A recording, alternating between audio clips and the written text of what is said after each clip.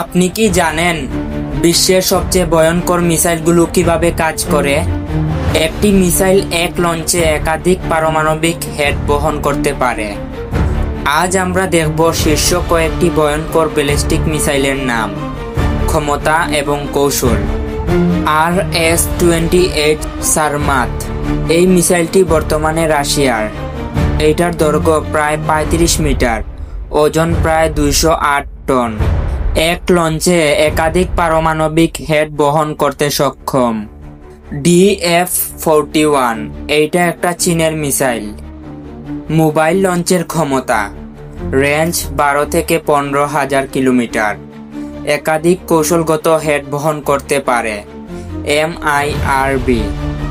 ট্রাইটেড 2 মার্কিন যুক্তরাষ্ট্র বা যুক্তরাজ্য। সাবমেরিন থেকে লঞ্চ করা যায়। রেঞ্জ প্রায় 12,000 কিলোমিটার। একাধিক পারমাণবিক হেড বহন করতে সক্ষম। এই মিসাইলগুলো কৌশলগতভাবে অত্যন্ত শক্তিশালী ও ভয়ঙ্কর। এগুলো শুধু যুদ্ধের হাতিয়ার নয়, পৃথিবীর নিরাপত্তার ভারসাম্যও প্রভাব ফেলে। ভিডিওটি ভালো লাগলে লাইক ও সাবস্ক্রাইব করতে ভুলবেন না।